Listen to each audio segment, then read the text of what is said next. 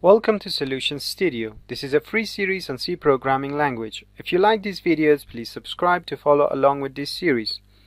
Also, please like and leave a comment and share the video to help spread this series. Hello and welcome to this episode, and in this episode we are discussing about a linear search, and the linear search will be applied on an array. So as you can see that we have an array of size 100. The name of the array is A, and using this for loop we are going to be generating some values for this array's elements.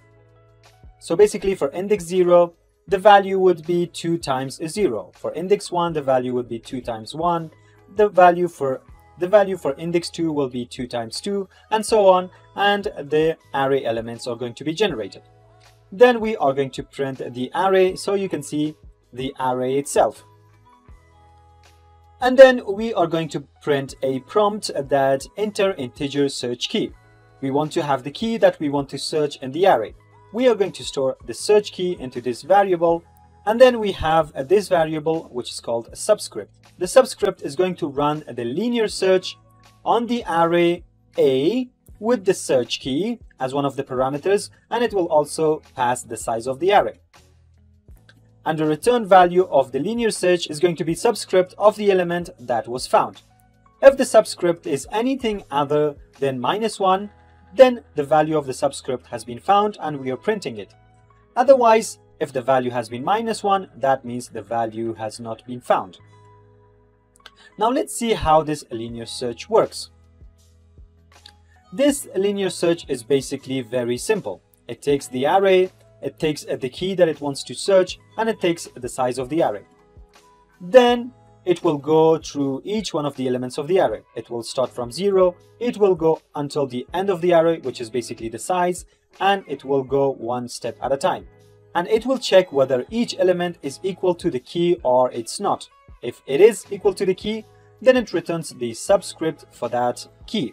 And if the key was not found, then it will return -1. And finally, we have the print array function, which prints the array. Basically, it goes over all the elements of the array and it prints it. And it will also create a new line each time the element reaches 20, so that not all of the elements of the array are put into one line and it will not be readable. And we divide the elements of the array into multiple lines by using this if statement. Anyway, let's go and run this program and you will be able to see the results of the program. Now you can see that we have the array which we talked about, the array A. It has hundreds elements and it was generated using this for loop, and it was printed using this print array function. Now we are being prompted to enter a integer search key. For example, we want to search 50. And the value was found at subscript 25. Let's go and see if that's true. We know that each one of these rows, they contain 19 elements, because as we said here in the print array function, that if you reach 20, then create a new line. Then we know that this line contains 19 values. Now this element is 20, 21, 22, 23, 24, and 25th. And that's correct if the value of 50 was found at the subscript 25. And if you want, let's go try to find a value that does not exist. Maybe I want to enter a value such as 71, which does not exist. Then we will have value was not found. And that's it for this episode. I hope this has been informative for you, and I would like to see you in the coming episodes. Stay tuned. Hello and welcome to this episode, and in this episode we are discussing binary search that is going to be applied on an array. You can see that we have a binary search function in here.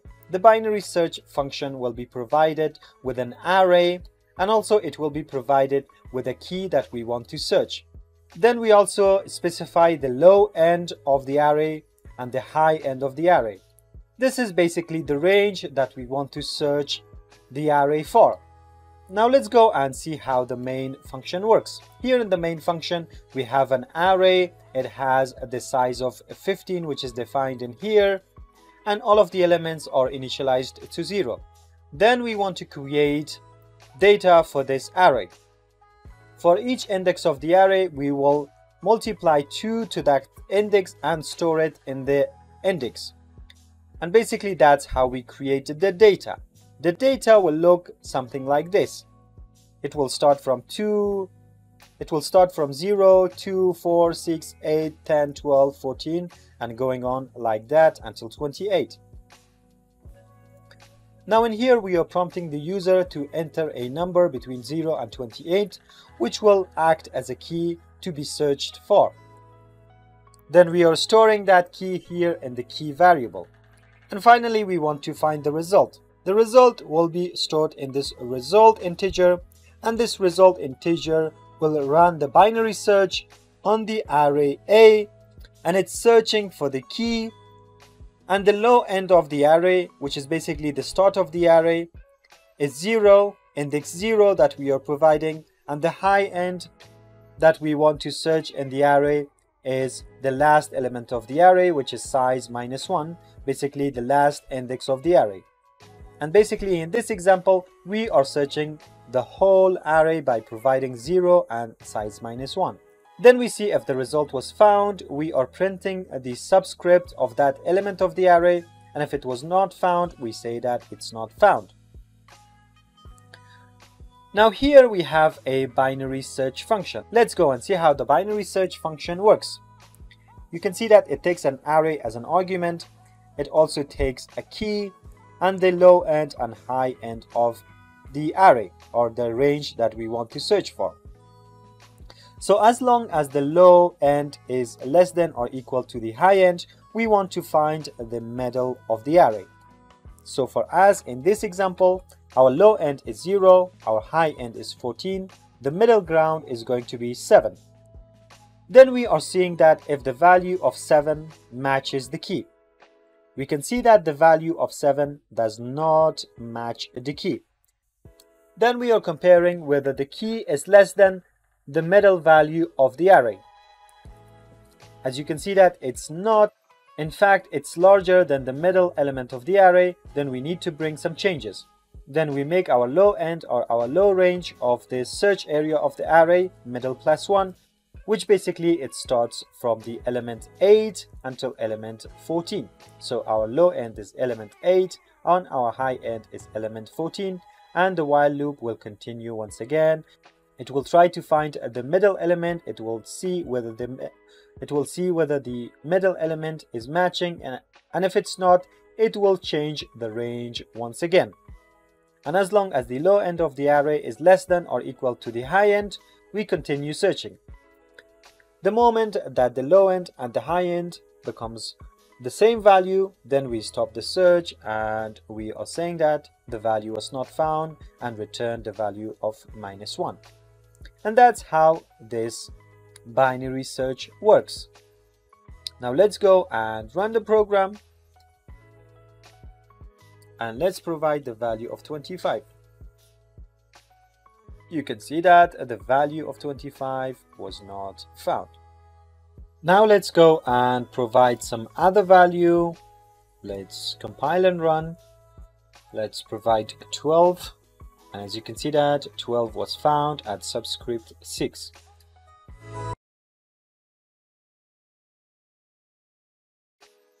Hello and welcome to this episode, and in this episode let's go and review searching an array with binary search once again. In the previous episodes we worked with linear search, and linear search was working fine and well for unsorted and small arrays. However, when it comes to large arrays, linear search is inefficient, and if the array is sorted, the high-speed binary search is very efficient and useful. And you also remember from the previous episode that the data that we created, it was a sorted data, and binary search only works on sorted data. The binary search algorithm eliminates from consideration 1/2 of a sorted array's elements after each comparison. The algorithm locates the middle array element and compares it to the search key. If they are equal, the algorithm found the search key, so it returns the element's subscript. And if they are not equal, the problem is reduced to searching the half of the array. If the search key is less than the middle array element, the algorithm searches the first half of the array, otherwise it searches the second half. And that's how a binary search works, by reducing the array into half of its size with each iteration. And that's why it becomes very efficient in finding the value as well. And that's it for this episode. I hope this has been informative for you, and I would like to see you in the next episode where we discuss more of binary search in the coming episodes. Hello and welcome to this episode, and in this episode we discuss the performance of a binary search algorithm, and we will be able to see that how a binary search algorithm is much more efficient than a linear search algorithm.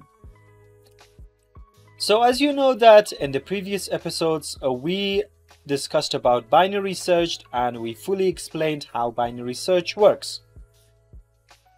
Now I want to explain to you that the maximum comparisons for any array that we might have can be determined by finding the first power of 2 that is greater than the number of array elements.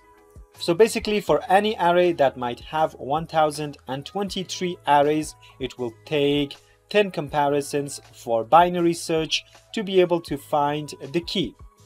And we know that binary search, every time it cuts the length of the array by half, so it makes the array 512 elements. By second comparison, it makes the array 256 element. By third comparison, and going on just like that, it cuts the array into half by each comparison. This is a very big difference compared to linear search, which linear search by average, it takes half of the array length to find the key or the element that we want to find. Now these numbers will make a huge difference when we are comparing very large numbers. For example, if we are comparing an array with 1 million elements, for a binary search it will take 20 to be able to find the key, and this is only the worst case. But for a linear search it will take an average of 500,000 comparisons to be able to find the key. Now the difference even becomes more obvious when we have 1 billion elements. For 1 billion elements, the binary search will take only 30 comparisons, and linear search will take about 500 million. I've made a mistake. It's not 5 million, it's 500 million comparisons for a linear search on average to be able to find the key in a 1 billion array. So now you can understand the performance of a binary search algorithm.